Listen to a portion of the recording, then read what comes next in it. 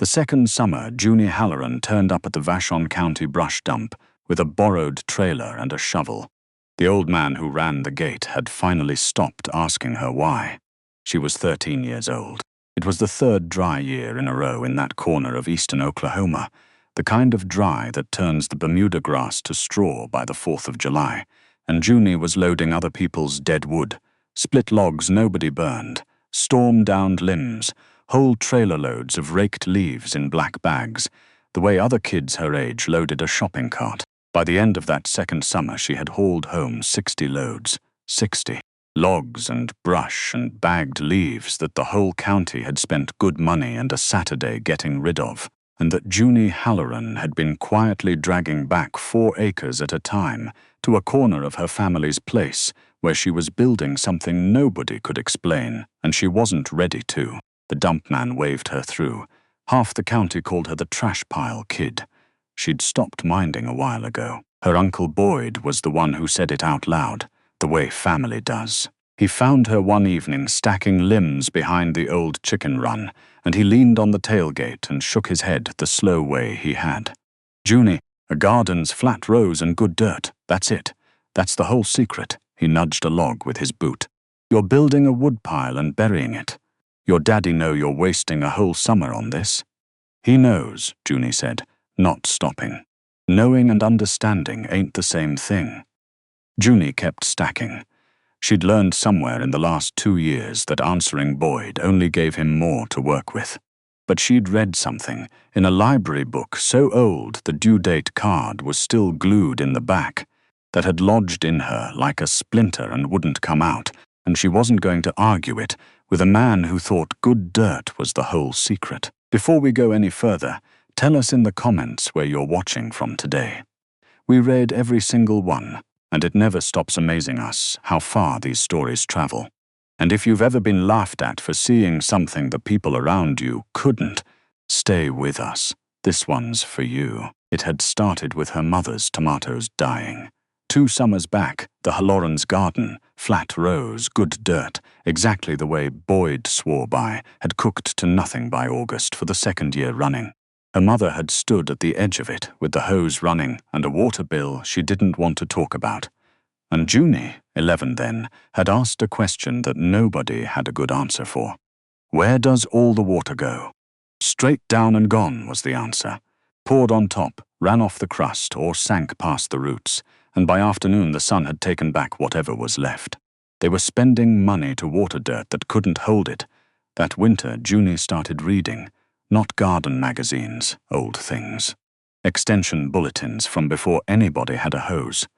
And she found a German word she couldn't pronounce, attached to an idea so old and so strange that most people had forgotten it on purpose. By spring, the story had gotten around Vashon County the way stories do. At school, they called her the compost kid, then the trash pile kid, and it stuck. A boy asked her, not entirely unkindly, whether her family couldn't afford real dirt.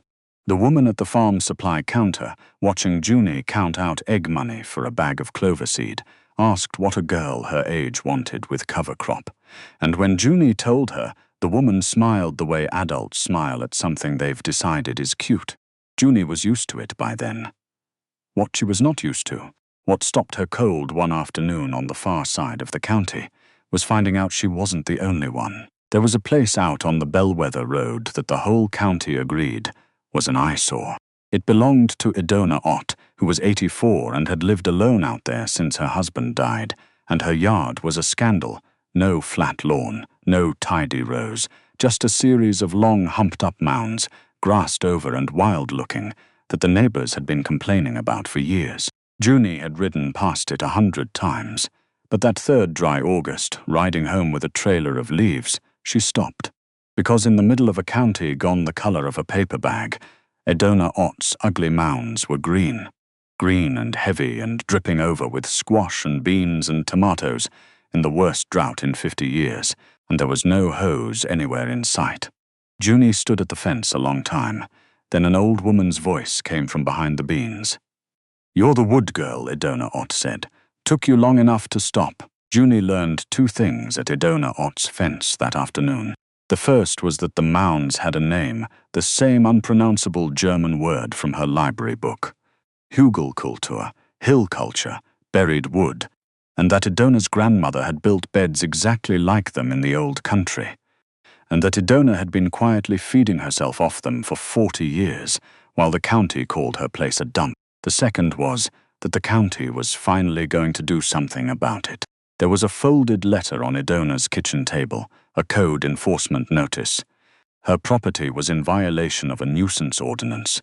The mounds were classified as accumulated yard debris, and she had until the end of the season to level them and haul it all away, or the county would do it for her and bill her, and put a lien on the place she'd never leave. They want me to bulldoze 40 years, Idona said, because it doesn't look like a lawn. Idona Ott taught Junie the way the old teach the serious young, by making her do every part of it right. They built Junie's first proper bed together that fall, and Idona narrated every layer like scripture. You dig a trench. You lay the big logs in the bottom tight, branches and twigs in the gaps.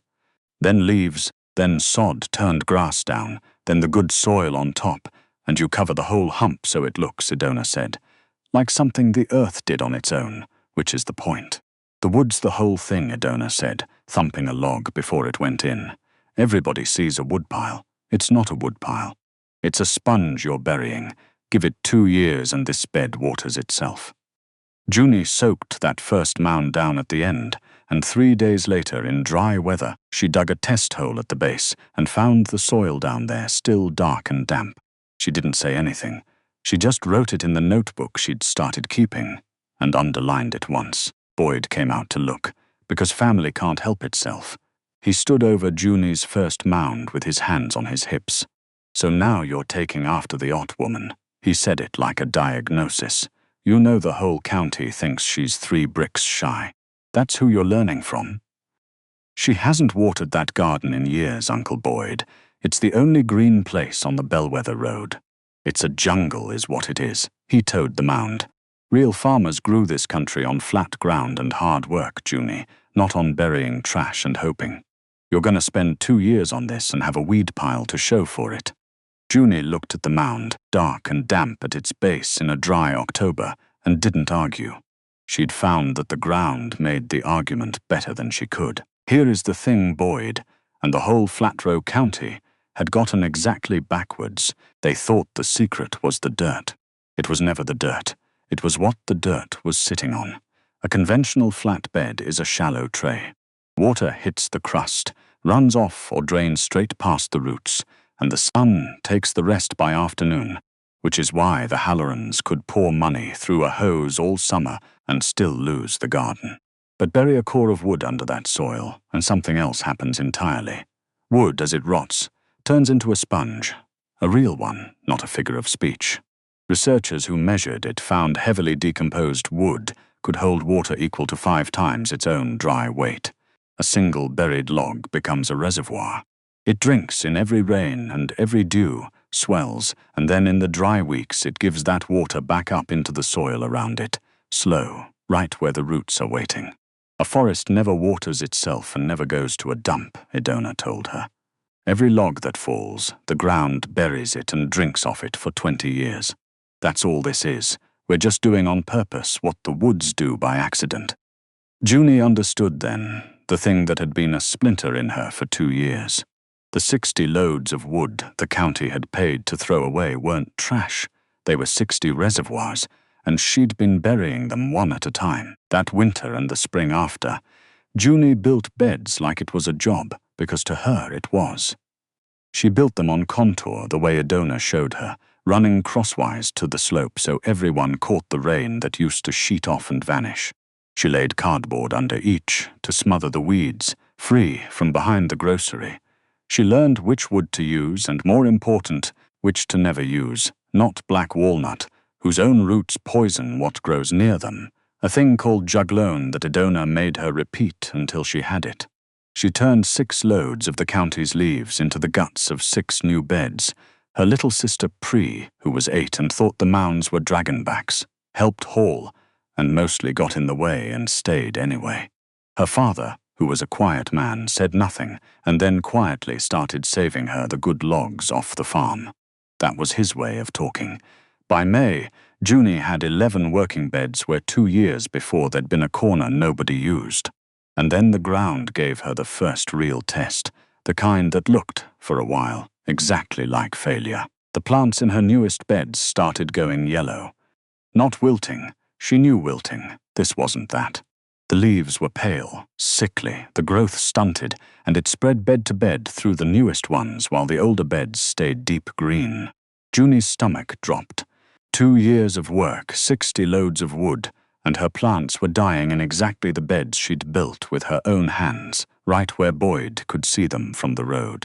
She biked out to the Bellwether Road with a fistful of yellow leaves, not quite steady. Edona took one look. Nitrogen, she said. First year, the wood's still hungry. All those little bugs breaking it down, they eat nitrogen to do it, and they take it right out from under your plants. It's not dying, child. It's the wood's toll it gets paid back. How do I fix it now? Feed it. Compost manure. And plant your beans. Beans make their own nitrogen, they don't care. Edona almost smiled. Your uncle would love to drive past right now, wouldn't he? Boyd did drive past. Of course he did. He stood at the yellow beds and didn't even gloat, which was worse. I hate to be the one, Junie. He wasn't, particularly. 2 years. You want. I'll bring the tiller Saturday. We'll put in a flat row of something before it's too late to harvest anything at all. And it got worse than Boyd. Word that even the trash pile kids' beds were failing gave the county its punchline, and the punchline landed on Edona Ott. The nuisance complaint that had been sitting all season suddenly had momentum.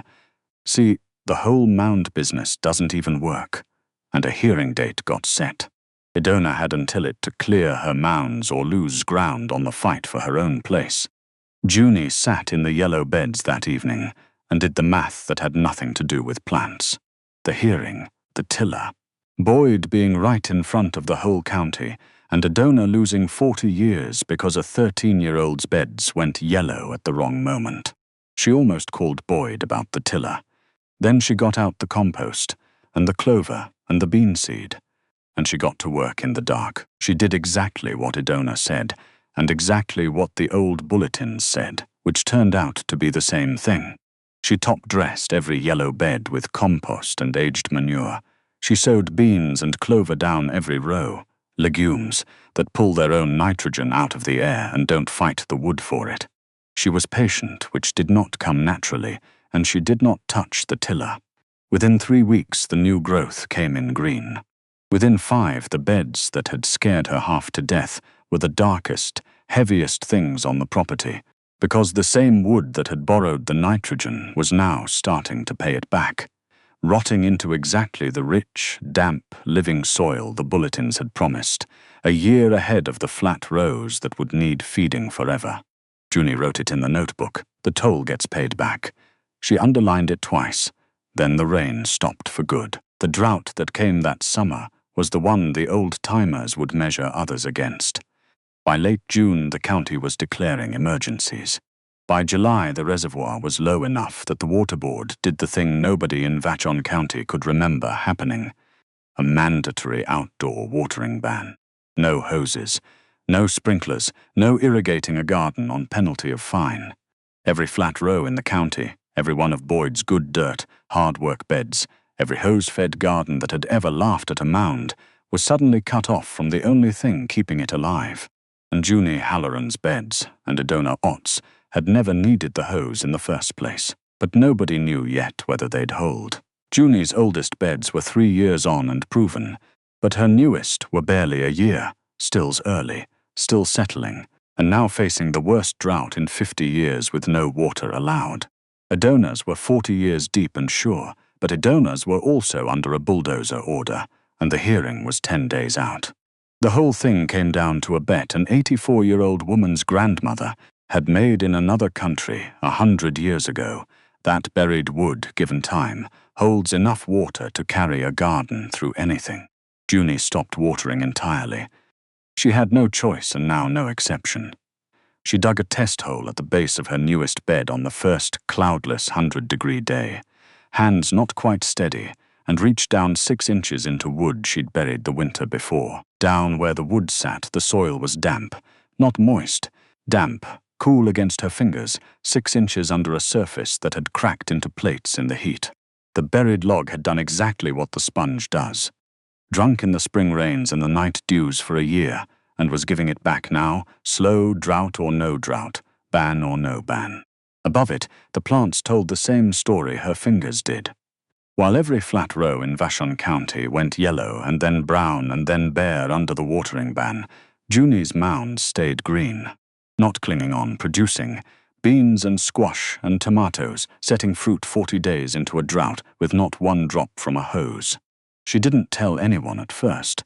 She just walked Idona's rows and her own, and the two of them, 84 and 13, stood in the only green left for miles and didn't say much, because there wasn't much that needed saying. The hearing on Idona Ott's mounds fell in the worst week of the drought, which turned out to be the best thing that could have happened.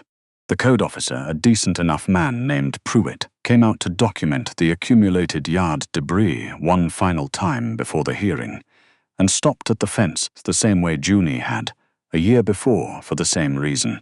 Everything in the county was dead or dying, and here, behind the nuisance, were 40 years of mounds, heavy and green, and feeding a woman with no hose, in a watering ban, in a drought that was killing everything the ordinance called proper. Pruitt stood there a long time. Then he took out his phone and, instead of photographing a violation, started taking pictures of the greenest, most productive garden left in Vashon County, the one the county had ordered destroyed. Word travels, and green travels fastest in a brown year. The county extension agent came out, the same office whose 50-year-old bulletins had started the whole thing in Junie's hands, and walked both properties with a moisture probe, and read the numbers off it out loud like he didn't quite believe them. 40, 50, 60% soil moisture 6 inches down, in a drought, with the surface cracked open, in beds that hadn't been watered in a year. He'd never seen it demonstrated at this scale on ordinary ground, he said, let alone built out of what the county hauled to the dump. The farmers who'd handed Junie their burn piles and chuckled from their porches drove out to see for themselves. They came expecting to be polite. They walked the mounds without saying much. One of them split a bean pod open with his thumbnail, looked at it a long moment, then looked at the 13-year-old with dirt on her boots. "What you do different?" he asked. She showed them the wood. Boyd came last, which was how Junie knew it cost him something. He stood at the base of the newest bed, the one that had gone yellow, the one he'd offered to till under, and it was now the heaviest producer she had. He was quiet a long while, a man rearranging something he'd been sure of his whole life. "That's the one that was dying," he said finally. Not quite a question. That was the wood borrowing nitrogen. It paid it back. He nodded slowly and looked out over 11 green mounds in a county gone to straw, and said the closest thing to an apology the man had in him. "Your great-grandmother kept a garden through the Dust Bowl. Nobody could ever figure how." He almost smiled. Reckon somebody was paying attention after all.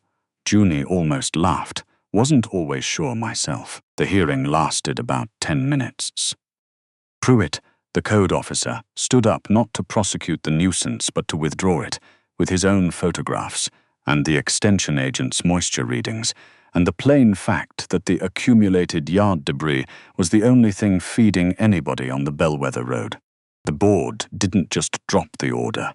They asked Idona Ott if she'd let the extension office bring people out to learn, which, after 40 years of being the county eyesore, made the old woman laugh until she had to sit down.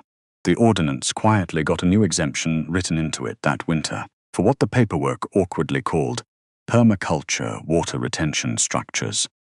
And the first property in Vashon County registered under it was a set of mounds an 84-year-old woman's grandmother had taught her to build in another country. Saved, in the end, by a girl who'd stopped at her fence. Junie Halloran did not get rich or famous, and it would be a lie to tell it that way. What happened was smaller and better. A 13-year-old who'd been the trash pile kid became, at 14, The reason a dozen families on failing ground came to a fence to learn something their great-grandparents had known and let go. She and Adona built beds for 4 of them before the next planting season. The extension office asked her to write up her notebook. Her mother's garden, flat rows, good dirt, got dug up that fall and rebuilt over buried wood, and never took a hose again. Adona Ott lived 3 more years and spent them, for the first time in 40, with people at her fence for a reason other than to complain. She left Junie the notebook her own grandmother had kept, in a language Junie couldn't read, with diagrams she didn't need translated. The 60 loads of wood the county had paid to throw away were, all of them, still down there in the dark, holding water, feeding roots, doing quietly what they'd do for 20 years. Nobody in Vashon County had lied to Junie Halloran. Flat rows and good dirt really do grow a garden, in a good year. Every practical thing Boyd ever told her was true, right up until the year the water stopped, which was the only year that counted, and the one nobody plans for. The wood had been worth keeping the whole time. It was worth keeping while the county paid to burn it. Worth keeping while they called her the trash pile kid. Worth keeping every dry afternoon somebody drove past a green mound and saw a weed pile. The only thing that ever changed was that a drought finally asked the question out loud, and a girl who'd been buried in old bulletins already knew the answer, because an old woman nobody listened to had been giving it, quietly, for 40 years. If something in Junie's story stayed with you, tell us in the comments. We read everyone. Let us know where in the world you're watching from tonight. And if this is the kind of story you want more of, subscribe. We'll have another one for you next week.